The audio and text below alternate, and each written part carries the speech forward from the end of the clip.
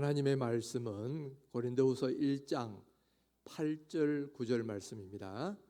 형제들아, 우리가 아시아에서 당한 환난을 너희가 모르기를 원하지 아니하노니 힘에 겹도록 심한 고난을 당하여 살 소망까지 끊어지고 우리는 우리 자신이 사형 선고를 받은 줄 알았으니 이는 우리로 자기를 의지하지 말고 오직 죽은 자를 다시 살리시는 하나님만 의지하게 하려 하심이라. 아멘.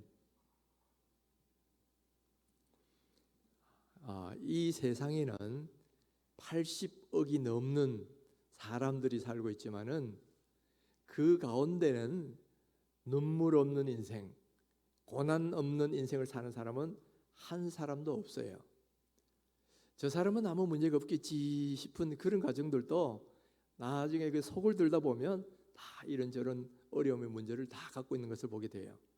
또 그리고 모든 권력을 다 가진 사람이나 재물을 다 가진 사람 같은 사람도 저런 사람들은 참 좋겠지.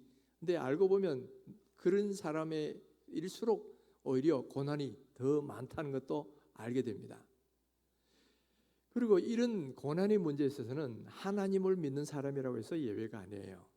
성경을 보시면 하나님을 사랑했던 그 믿음 좋은 아브라함도 보면 흉년을 당해서 저 애굽까지 내려가야 되고 또 전쟁의 아픔도 겪어야 됐지요. 또 그리고 믿음의 사람이었던 다윗은 더 많은 고난이 있어서 일생 동안 참 많은 어려움을 많이 당했습니다. 이것은 오늘 있는 우리도 예외가 아니에요. 저희 집안도 제가 어릴 때 참 어려움이 많았습니다. 저희 부친께서 사업을 할 때마다 실패를 하시는 거예요. 사업을 해서 실패해서 한동안 어렵다가 조금 회복할 만하면 또 다른 사업을 해서 또 실패하고 그러기를 30년 동안 했어요. 그러니까 저희 모친께서는 뭐라고 하셨냐면은 이 세상에 나만큼 힘든 사람도 없을 거야. 이것을 늘 입버림처럼 그렇게 말씀하셨어요. 나만큼 힘든 사람이 없다. 여러분도 아마 그런 말씀을 해본 적이 있는 분들이 계시죠? 여러분, 사람은 누구나 힘들면 나만 고생한다고 생각하고 나만큼 힘든 사람이 없다고 그렇게 생각을 해요. 왜냐하면 힘드니까. 사실은 객관적으로 보면 그 사람보다 더 힘든 사람도 많이 있어요. 그러나 내가 너무 힘들 때는 마치 그냥 나만 고생하는 것 같고 또 나보다 더 고생한 사람은 아무도 없는 것 같은 그런 생각을 누구나 하게 된단 말이에요.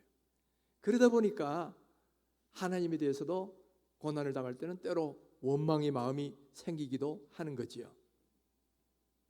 그런데 여러분, 하나님이 우리에게 고난을 주실 때는 그냥 이유 없이 주는 경우는 하나도 없어요. 하나님이 그 고난을 허락하실 때는 다 그 뒤에 보면 숨겨진 섭리가 들어있더라는 거예요. 근데 그 뜻도 고난을 주신 이유도 하나만 있는 게 아니에요. 몇 가지 이유들이 있어요. 근데 오늘 이 성경 말씀, 이 본문을 보시면 그 우리에게 고난을 주신 여러 가지 이유 가운데도 가장 중요한 한 가지 이유에 대해서 말씀하고 계시다는 거예요. 우리에게 고난을 주신 이유가 뭐냐? 바로 자기를 의지하지 않고 하나님만 의지하도록 하게 하려 합니다 하는 거죠. 여러분, 이 서신서를 쓴 사도 바울은 하나님의 부르심을 받고 전도자로 나선 이후에 정말 많은 고난을 당했어요. 그가 얼마나 많은 고난을 당했는지는 고린도후서 11장 23절 이하에서 이렇게 잠시 설명하는 것을 볼 수 있습니다.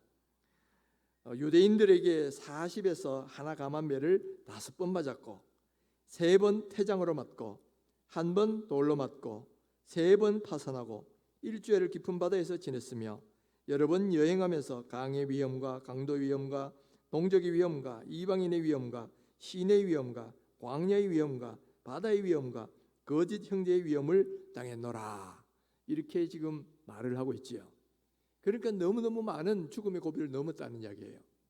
그런데 이 가운데 어떤 사건을 이야기하는지 우리는 몰라도 오늘 본문에 보면 아시아에서 정말 힘에 지나치는 그런 고난을 당했는데 그래서 살 소망까지 다 끊어졌었노라 이렇게 고백하는 것을 볼 수 있어요. 그런데 바울은 자기가 이렇게 살 소망까지 끊어지는 이런 극심한 고통 가운데서도 그 고통에 좌절하거나 절망한 것이 아니라 그 고통을 주신 하나님의 뜻을 바라보았다는 거예요. 그러면서 하나님의 뜻을 이해하게 됐는데 자기에게 이렇게 고난을 주신 이유가 뭐냐? 바로 이렇게 설명합니다. 9절, 이는 우리로 자기를 의지하지 말고 오직 죽은 자를 다시 살리시는 하나님만 의지하게 하심이라. 우리 같이 한 번 더 읽어봅시다. 시작. 이는 우리로 자기를 의지하지 말고 오직 죽은 자를 다시 살리시는 하나님만 의지하게 하심이라. 아멘. 여러분, 여기서 고난을 주신 목적이 뭐라 그랬죠? 자기를 의지하지 않고 하나님만 의지하도록 그렇게 이 고난을 주셨다는 거예요. 다른 말로 하면 바로 우리를 겸손하게 하시려고 그렇게 하셨다는 거예요. 근데 여러분, 겸손이라는 말의 의미를 조금 잘 이해할 필요가 있어요. 여러분, 겸손이 무슨 뜻인 것 같아요? 우리가 보통 겸손 그러면 어떤 걸 생각하느냐면은 어떤 사람이 참 훌륭하십니다 이렇게 칭찬하면 아닙니다, 저는 많이 부족합니다, 주로 이렇게 말하는 것을 어떤 겸손의 전형적인 모델로 생각을 해요. 물론 이것도 겸손이고 사람들 사이에서는 이런 겸손이 참 중요하죠. 그런데 하나님 앞에서 겸손은 조금 성격이 달라요. 하나님 앞에서의 겸손도 몇 가지 유형이 있는데 그 중에 가장 핵심되고 본질적인 게 뭐냐면은 내 힘으로는 살 수 없습니다, 하나님만 의지합니다. 이게 바로 하나님 앞의 겸손의 가장 중요한 핵심이라는 거예요. 내 힘을 의지하지 않고 하나님만 의지하며 사는 거, 이게 바로 겸손의 핵심이다 하는 거예요. 사람들에게는 참 간사한 속성이 있어가지고요, 모든 것이 잘 되고 또 그리고 뭐 전혀 문제가 없으면 다 자기가 잘나서 그렇게 되었다고 생각을 해요. 그리고 문제가 없으면 내 힘으로 의지하고 내 힘으로 살아가려는 그런 속성들이 누구나 다 있단 말이에요. 그런데 이 속성은 언제부터 생겨났느냐? 우리 조상 때부터 생겨난 거예요. 우리 조상 아담이 처음 창조됐을 때는 오직 하나님만 의지하며 살도록 그렇게 창조됐어요. 그리고 한동안은 그렇게 잘 됐어. 그런데 이 마귀 사탄이 유혹을 받을 때부터 우리 조상 아담의 마음속에 뭐가 들어가기 시작했냐면 하나님과 같아지고 싶고 하나님 없이 내 마음대로 한번 살아보고 싶은 이 마음이 그 속에 들어가기 시작했다는 거예요. 그러다 보니까 그때부터 들어온 이 교만의 마음이 오늘 우리에까지 그 DNA가 그대로 이어져서 오늘 우리 속에도 똑같은 그런 마음들이 있어요. 모든 사람 마음속에는 하나님 없이 내 마음대로 한번 살아보고 싶다, 나도 하나님처럼 한번 되어보고 싶다, 이런 마음들이 다 있지요. 이것을 그래서 뭐라고 말하냐면 교만이다 그래요. 하나님 앞에 교만은 다른 것이 아니라 하나님 없이 내 마음대로 살려는 거, 이게 바로 교만이고, 겸손의 핵심도 내가 내 힘을 의지하지 않고 오직 하나님만 바라봅니다, 이게 바로 겸손의 핵심이다 하는 거예요. 그런데 우리는 이미 날 때부터 이런 교만의 DNA를 다 갖고 태어났어. 내 마음대로 한번 살아보고 싶은 거야. 바로 이런 교만의 DNA를 깨트리는 게 뭐냐 하면은 고난이라는 거예요. 사람 속에 있는 이 자아중심적 사고방식, 내 힘으로 뭔가를 해보고 내 이름을 드러내고 싶은 이 DNA라는 게 얼마나 강력한지 이건 교육으로 해도 막 깨어지질 않아요. 또는 뭐 의지와 노력을 한다고 깨어지는 것도 아니에요. 혹은 무슨 돌을 닦는다고 되어지는 것도 아니에요. 극심한 고난 앞에서 서 봤을 때 비로소 이런 껍질이 단단하게 굳어진 이 교만의 덩어리가 박살이 나게 된다는 거예요. 여러분, 사람은 모든 게 다 편안하고 이러면 하나님 찾지 않습니다. 자기 힘으로 살아가지. 그러다가 자기 삶의 저 밑바닥에 내동댕이 쳐서 자기 힘에 절망하고 내 힘으로는 할 수 없다는 그 무기력을 느낄 때 비로소 하나님을 찾고 하나님 앞에 나오게 돼 있다는 거예요. 그러니까 하나님께서는 우리 속에 있는 이 교만의 이것을 깨트리실 때 쓰시는 방법이 뭐냐? 바로 고난이라는 거예요. 고난과 교만은 발음이 비슷하지만 뜻은 전혀 다른 거죠. 여러분, 하나님은 교만한 우리를 깨트리시고 겸손하게 만들기 위해서 사용하시는 망치를 드시는데 그것이 바로 고난이라는 망치를 우리에게 주신다는 거예요. 어느 날 이 어떤 사람이 유명한 기독교 사상가였던 C.S. 루이스에게 찾아와서 이런 질문을 했어요. 하나님은 왜 도대체 이런 고난을 우리에게 주시는 겁니까? 이렇게 질문하니까 C.S. 루이스가 이런 답을 했다 그래요. 그렇지 않아도 타락한 인간인데 고난마저 없으면 얼마나 교만해지겠느냐. 인간은 어려운 일이 아니면 일어나기 전에는 하나님께 귀를 기울이지 않으려는 습성이 있다는 거예요. 그래서 이 고난은 기머리 같은 인간에게 하나님의 음성을 들을 수 있도록 해주는 확성기와 같다. 그런 이야기를 한 거예요. 우리가 모든 게 잘 되면 하나님의 음성을 들으려고 하지 않고 또 그 우리의 눈을 하나님께로 향하지도 않아. 그러다가 교만에서 이 교만이 고난을 통해서 끼어질 때 비로소 우리의 눈을 하나님께로 돌리게 되고 우리의 귀를 하나님의 음성을 들으려고 하는 그런 마음을 갖게 된다는 거죠. 그러니까 이런 일들이 여러분 우리 주변에도 많이 일어나죠. 여러분 어떻게 예수를 믿게 됐습니까? 하고 물어보면 대부분 간증하는 거 보면 네, 내가 전에 안 믿었는데 막 암에 걸려 죽을 뻔하다가 아니면 사업이 완전히 실패해서 너무너무 힘들었을 때 하나님을 찾아가서 만났습니다. 이런 간증거리가 너무너무 많아요. 여러분 그런 경우 많죠. 지난번에 작년인가요? 우리 교회 오셔서 간증 집회를 해주셨던 윤한기 목사님, 이분도 그런 인생이셨어요. 이분도 젊은 시절에는 아주 요즘 뭐 BTS 뭐 이런 인기 그룹 못지않게 아주 인기를 날리던 그런 가수였습니다. 발표하는 곡마다 히트를 치니까 그야말로 인기는 찌르고 또 그대로 밤무대 서기만 하면 돈이 막 그냥 엄청나게 들어왔단 말이에요. 그러니까 이런 상황에서 뭐 하나님을 찾고 또는 뭐 복음에 대해 귀를 기울이고 그럴 수가 없는 거죠. 너무너무 세상적이 너무 좋은데 그러다가 어느 날 밤무대에 섰다가 쓰러진 거예요. 병원에 가보니까 폐암 말기라는 거예요. 그리고 이제는 인생을 정리하셔야 되겠습니다. 이런 청천벽력 같은 말을 들은 거예요. 그러니까 그제서야 자기 자신을 돌아보는 겁니다. 자기가 그만큼 벌었던 돈이나 그렇게 자기가 많이 향유하고 있는 인기도 이 불치병을 어떻게 볼 수 없다는 것을 알았을 때에 자기의 교만한 마음이 탁 깨어지고 하나님을 찾게 되더라는 거예요. 그래서 하나님께 무릎 꿇습니다. 하나님, 저의 생명을 살려주십시오. 살려주시기만 하면 하나님을 믿고 하나님을 위해 살겠습니다 하고 무릎 꿇고 기도를 한 거예요. 그렇게 간절하게 기도하니까 하나님이 그 기도 들으셨어요. 그래서 그 생명을 연장시켜 주시니까 이분이 그 은혜를 받아서 그때부터 하나님 믿는 사람이 되었고 그것에 더 넘어서 이제는 하나님께 복음을 전하는 그런 목사가 돼가지고 지금까지도 이렇게 우리 교회까지 오셔서 말씀을 전해주신 적이 있지요. 여러분 생각해 보십시오. 만약에 이분이 그런 고난이 없었더라면 하나님을 믿었겠습니까? 전혀 믿지 않는 거예요. 아마 지금도 하나님이 누군지 이것도 모르고 영생이 뭔지도 모르고 세상의 재물을 쫓아서 인기를 쫓아서 열심히 살고 있었을 거예요.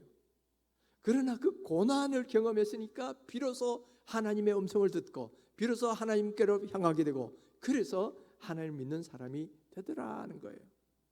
이처럼 고난은 하나님을 믿지 않는 사람들 하여금 하나님을 믿을 수 있도록 그렇게 만들어주는 중요한 통로가 되지요.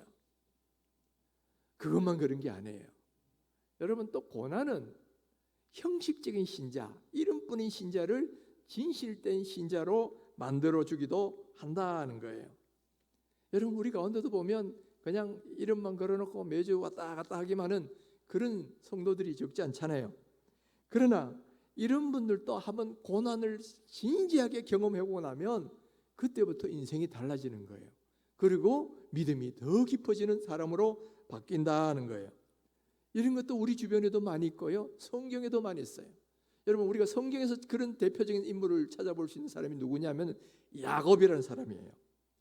여러분 야곱은 잘 나갈 때 평안할 때는 스스로 먼저 하나님을 찾은 적이 없어요.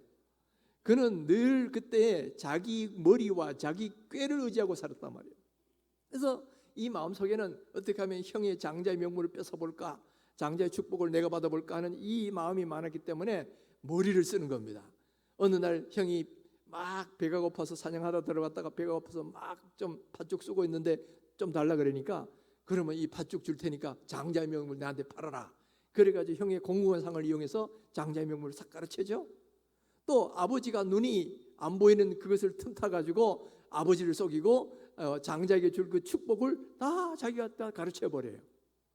그러니까 이 야곱이야말로 하나님을 믿기는 하지만은 그의 삶의 지침은 뭐냐면 자기 머리를 의지하고 살아가는 그런 약삭빠른 사람이었다는 거예요. 여러분, 그런 사람이 나중에 하나님께 무릎 꿇을 때가 와요. 얻을 때 고난이 오니까, 어려움이니까 비로소 무릎을 꿇어요. 그가 아버지 집에 있을 때 평안할 때 먼저 기도했다 그런 기록이 없어요. 또 저 외삼촌이 집에 가 있을 때도 거기서 잘 될 때는 무릎 꿇었다 기도했다 이런 내용이 없어요. 그러다가 언제 하나님 앞에 진지하게 정말 무릎 꿇고 씨름하느냐, 가나안 땅에 돌아오는데 자기 형 에서가 400명을 거느리고 자기를 죽이려고 또 오고 있다는 거예요. 그 소리를 들었을 때 바로 그 고난의 위기 앞에서 비로소 무릎을 꿇는단 말이에요. 그래서 먼저 다른 사람 다 보내놓고 이렇게 야복강가에서 혼자 고독하게 그날 밤을 하나님을 만나고 하나님을 부르짖고 하나님과 씨름하는 그런 내용이 성경에 나오죠. 여러분, 만약에 그런 어려운 문제가 없었으면 야곱이 기도했을까요? 야곱이 정말 진실된 신자가 되었을까요? 아니었을 거예요. 바로 그 고난이 있으니까 하나님께 무릎 꿇게 되고 하나님을 의지하게 되고 자기 힘에 절망하니까 하나님만 바라볼 수밖에 없는 거예요. 그래서 그날 밤에 막 그냥 모든 걸 내놓고 그냥 필사적으로 목숨 걸고 하나님 앞에 기도하죠. 그렇게 기도하니까 어떻게 됩니까? 하나님께서 그동안 수십 년 동안 그를 괴롭혔던 그 문제를 싹 해결해 주시더라는 거예요. 여러분, 야곱에게서 일생 동안 목의 가시처럼 그를 괴롭히는 문제가 뭐냐면 바로 이 형 에서의 문제예요. 자기가 잘못해서 형의 그것을 가르쳤다는 거 알고 있고, 그리고 형이 노해서 자기를 죽이려 하고 한다는 것도 알고 있기 때문에 늘 이 아버지 집에 있을 때도 형 때문에 불안한 거예요. 그리고 저 하란 땅에 가야 피난하는 동안에도 잠시는 잊어버릴지 몰라도 형 생각만 하면 가슴이 답답해 오는 거예요. 그러다가 가나안 땅으로 돌아올 때 형이 400명을 데리고 자기를 죽이려고 오다 이 소리를 들으니까 가슴에 쿵 하고 막 큰 충격이 오고, 그때부터 막 가슴이 두근두근하고 잠이 안 오고 그때부터 고민이 되고 정말 시달리게 되는 거죠. 그러니까 비로소 무릎을 꿇게 되더라는 거예요. 그건 바로 그런 에서의 문제인데, 그런 문제도 그날 밤에 하나님과 씨름해가지고 하나님께 막 매달리고 그러니까 하나님 어떻게 해주셔요? 그 문제가 싹 해결되도록 그렇게 만들어 주시더라는 거예요. 불과 그 전날까지만 해도 죽이려는 살기등등했던 형이 하나님께서 그 마음 바꿔주셨어요. 굳은 마음을, 부드러운 마음을 변화시켜 주셨어요. 그래서 죽이려던 그 심정이 갑자기 이제는 오히려 따뜻한 형제 사랑을 보여주는 그 형으로 바뀌어가지고 환영하고 같이 울고 그 교제를 나누는 그런 사이가 되더라는 거죠.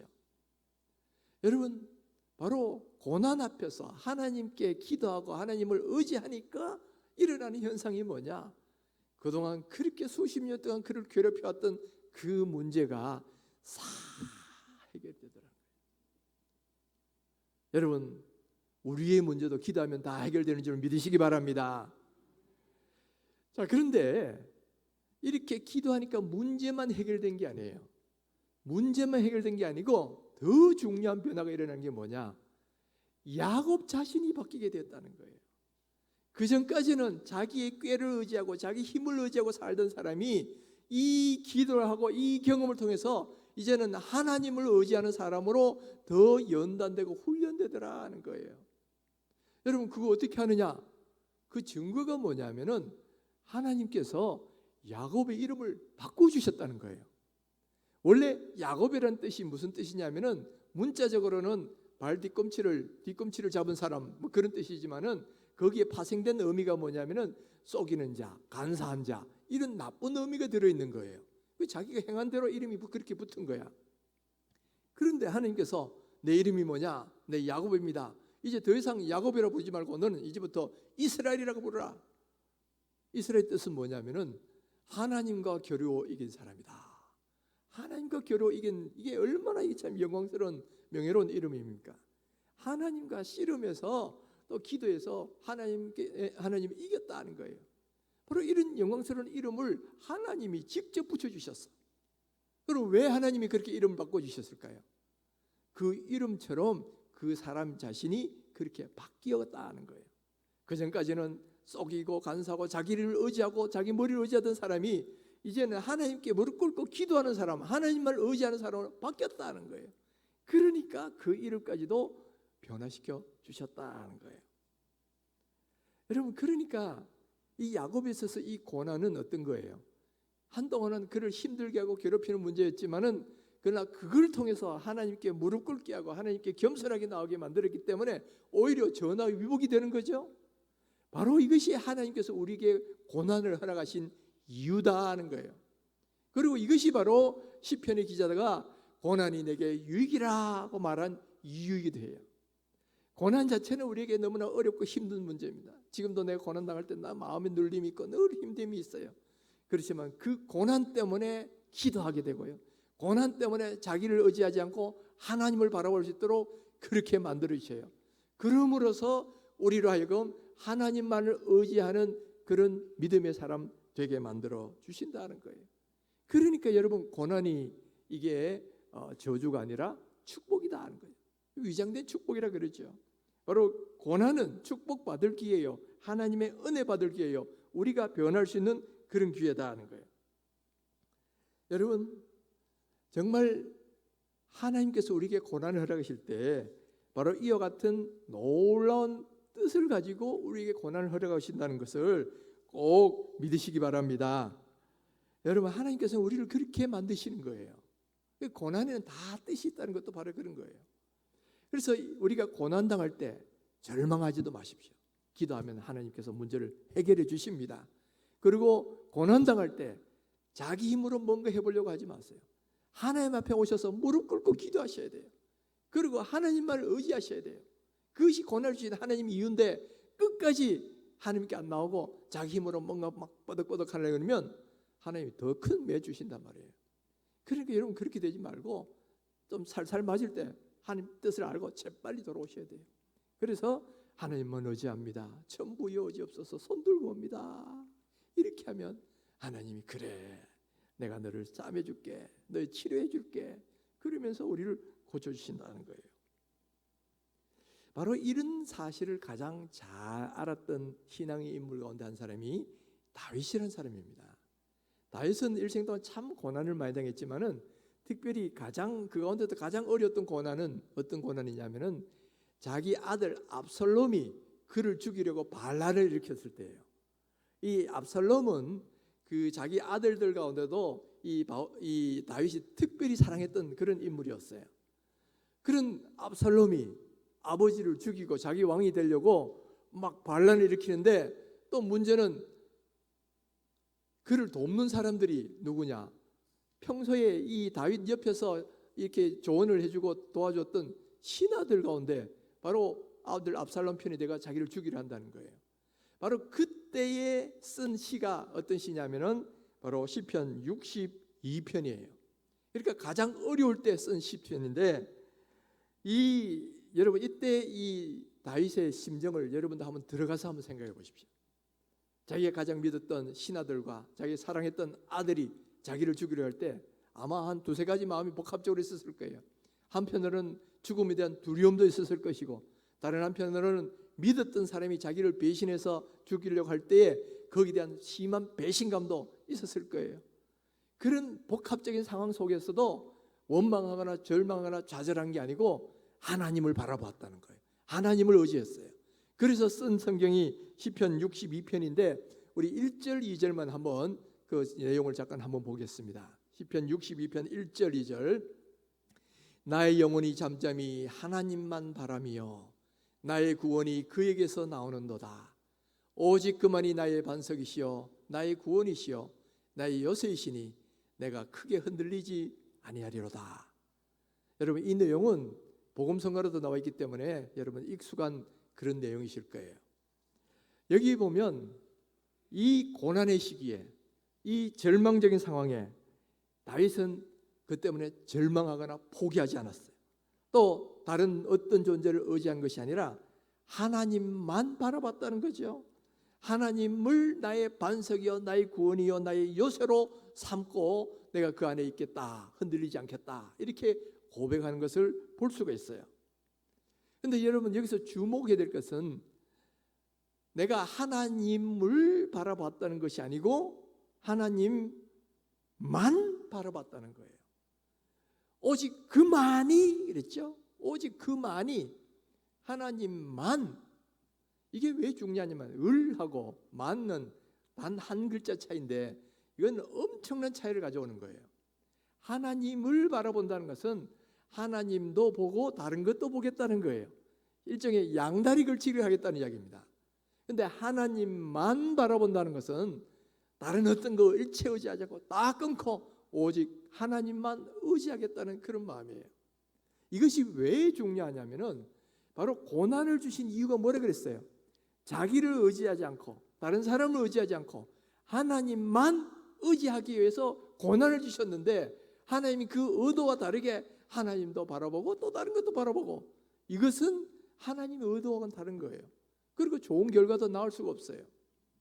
여러분, 우리가 오직 하나님만 전적으로 의지하고 하나님께 모든 걸 맡기면요, 하나님이 전적으로 책임지셔요. 전적으로 의지하는 사람은 전적으로 책임지시고요, 또 일부만 의지하는 사람은 일부만 책임지시고요, 자기 힘을 의지하는 사람은 그냥 네 혼자 해봐라 내버려 두셔요. 그래서 실패하도록 하시는 거죠. 하나님은 전적으로 자기를 의지하고 바라보는 사람은 전적으로 책임지셔요. 다윗은 그것을 알았기 때문에 하나님만 바라본다 그랬어요. 그리고 하나님만 바라보게 되는 이유가 또 하나 있어요. 3절에 보면 흔들리는 담, 넘어지는 담, 흔들리는 울타리라는 표현이 나옵니다. 다윗은 그동안 자기 신하들을 자기를 지켜주는 담이나 울타리라고 생각을 했단 말이에요. 그런데 자기를 지켜줄 담이나 울타리라고 생각했던 그 담이 자기한테는 무너져. 이번에도 홍수가 나가지고 산사태 때문에 무너져서 안타깝게 생명을 잃은 그런 분도 있죠. 마찬가지로 담이 안쪽으로 무너지면 자기를 지키려고 세운 담이 오히려 자기를 죽이는 흉기가 될 수 있어요. 사람을 의지하면 그렇게 되더라는 거예요. 자기가 의지했던 그 아들, 자기가 의지했던 그 신하, 그 신하들이 자기를 지키는 담으로 세워놨는데 오히려 자기를 향하여 무너져서 자기를 죽이려고 하는 것을 경험했을 때, 사람은 믿을 것이 못 되는구나, 사람은 절코 의지할 것이 못 되는구나, 이걸 깨달은 거예요. 그러니까 하나님만 바라보겠다, 오직 하나님만이 나의 반석이시요 요새시다, 이렇게 고백을 하더라는 거예요. 사랑하는 성도 여러분, 고난을 당할 때요, 절대로 자기 가진 재물, 자기가 의지하는 어떤 거 혹은 어떤 사람 바라보지 마세요. 그런 사람 믿고 의지하다가는 믿는 도끼에 다 발등 찍힌다는 그런 일이 벌어져요. 사람의 속성이 원래 그렇게 돼 있어요. 그리고 또 그래서 이 중세의 수도사들이 뭐라고 하냐면, 사람은 사랑할 대상이지 의지할 대상은 아니다, 신뢰할 대상은 아니다는 거예요. 왜냐? 사람은 다 연약하기 때문에 그래요. 비록 그 사람이 하고 싶어도 못 해주는 상황도 있을 수 있고요, 여러 가지 상황이 있단 말이에요. 그러니까 사람을 의지하면 오히려 믿었던 도끼에 발등 찍히는 일들이 벌어져요. 그래서 하나님만 바라보라는 거죠. 다윗은 바로 그런 경험을 하고 났을 때에 내가 이제부터는 하나님만 바라보겠습니다, 하나님만이 나의 반석이시요 나의 요새십니다, 이렇게 고백을 하더라는 거예요. 사랑하는 성도 여러분, 우리가 고난당할 때요, 어떤 뭔가 누구의 힘에 의해서, 아니면 내가 믿는 이때까지 해놓은 뭔가가 그거 의지하다가는 여러분 넘어지는 담처럼 우리를 오히려 다치게 만들어요. 그러지 마시고요, 하나님만 바라보시고 하나님께 나오셔서 기도하셔야 돼요. 야복강에서 이 야곱이 기도했던 것처럼 그런 식으로 하나님께 간절히 매달리시란 말이에요. 하나님만 바라봅니다. 그러면서 기도하면 하나님께서 그 기도 들으시고 전적으로 문제를 해결해 주셔요. 문제만 해결해 주시는 것이 아니라 나의 믿음을 더욱더 굳건한 믿음, 날라리 신자를 진실된 신자가 되도록 그렇게 만들어 주신다는 거예요. 베드로전서 5장 10절에 이렇게 말씀합니다. 모든 은혜의 하나님 곧 그리스도 안에서 너희를 부르사 자기의 영원한 영광에 들어가게 하시니가 잠깐 고난을 당한 너희를 친히 온전하게 하시며 굳건하게 하시며 강하게 하시며 털을 견고하게 하시리라. 고난은 잠깐이죠. 잠깐, 물론 뭐 어떤 사람들 조금 더 오랫동안 하는 분도 있지만은 그러나 먼 시간을 보면 잠깐이에요. 잠깐 고난을 당한 너희가 하나님께서 그 문제만 해결하는 것이 아니라 네 가지를 해주시겠다는 거예요. 친히 온전한 사람이 되게 하시고, 굳건한 믿음의 사람 되게 하시고, 강한 믿음의 사람 되게 하시고, 견고한 믿음의 사람이 되도록 만들어 주신다는 거예요. 여러분, 그래서 우리 주변에도 보면 그런 분들 참 많아요. 평소에는 기도 생활 전혀 안 하던 분이 뭐 새벽 기도, 금요 기도 그러면 뭐 남의 나라 이야기처럼 느끼던 분이 자기가 곤란을 당하고 그래서 새벽에 나오고 또 금식 기도도 하고 뭐 이렇게 철학기도 하시는 그런 분들도 계시잖아요. 그렇게 하다가 보니까 믿음이 어떻게 돼? 하나님을 의지하는 가운데서 믿음이 자라고 굳센 믿음의 사람으로 바뀌게 되더라는 거예요. 하나님이 바로 이것을 의도하시기 때문에 우리에게 고난을 허락하신다는 거예요. 사랑하는 성도 여러분, 오늘 우리에게도 하나님이 이런 의도로 고난을 허락하실 때가 있어요. 여러분도 아마 이미 과거에 고난을 경험했거나 지금도 고난 가운데 있는 분들 분명히 계실 거예요. 그 고난의 시기에 여러분 꼭 하셔야 되는 게 뭐냐?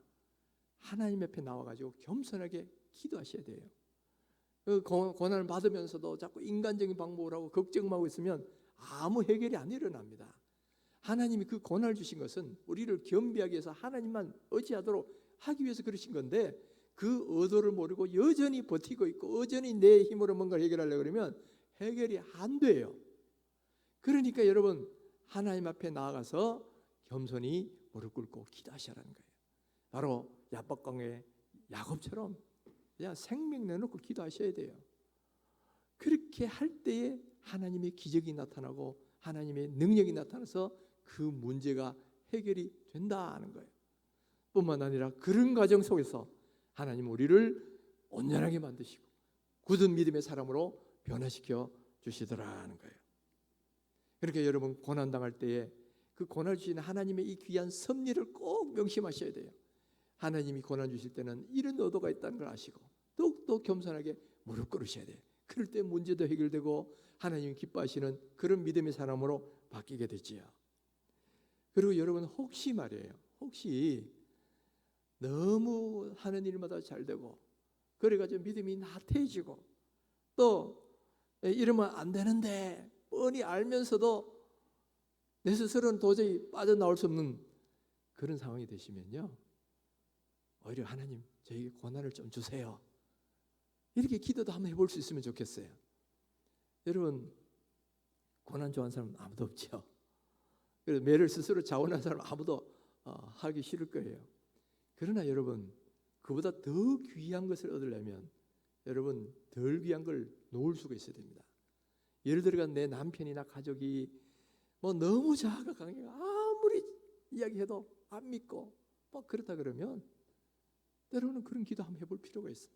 하나님, 차라리 조금만 살살 좀 때리셔가지고 너무 세게 때리면 좀 그러니까 살살 좀 때리셔서 하나님께 나오도록 그렇게 좀 해주세요. 뭐 이런 기도도 해보실 필요가 있어요. 지금 저기 그 분당 우리들 교회 목회를 하고 계시는 그 김양자 목사님이라는 분이 있잖아요. 그분이 남편을 위해서 그렇게 기도를 했다는 거예요. 남편이 어산가 그랬는데 옛날에 부모님들은 다 교회 다니고 젊을 땐 다녔는데 그다음부터 교회를 안 다니더라는 거예요. 너무너무 안타까워가지고 하나님, 우리 남편 손 좀 보셔서라도 좀 예수 믿게 해달라고 그렇게 기도를 했더니만 나중에 정말 불치병이 걸려가지고 예수를 믿고 돌아가셨다는 거예요.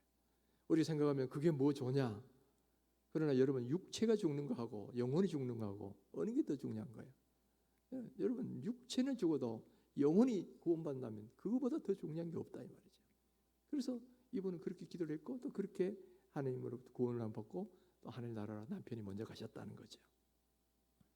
여러분, 뭐 그런 게까지는 아니더라도 우리가 때로는 이 고난이 이렇게 유익이 된다는 걸 알면, 내 스스로는 어떻게 해볼 수 없다면 한번 하나님 이런 고난을 좀 살살해서 그런 고난을 주셔서라도 좀 내가 정신 차리도록, 또 우리 남편이나 아내가, 우리 자녀가 정신 좀 차리도록 해달라고 그렇게 해보실 용기도 필요한 거예요.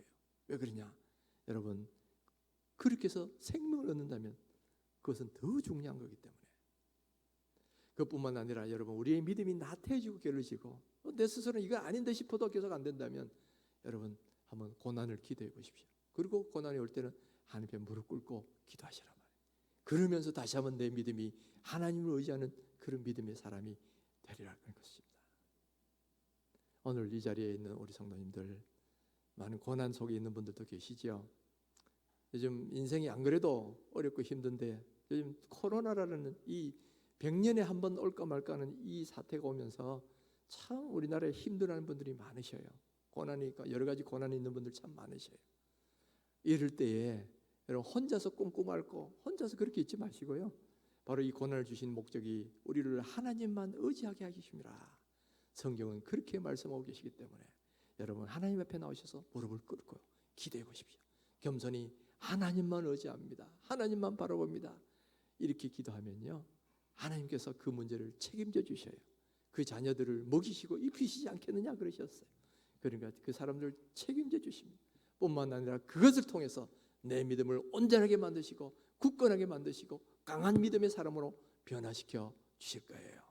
바로 이런 은혜가 오늘 이 자리에 있는 우리 모든 성도님들께도 그대로 임하기를 주님의 이름으로 축원합니다.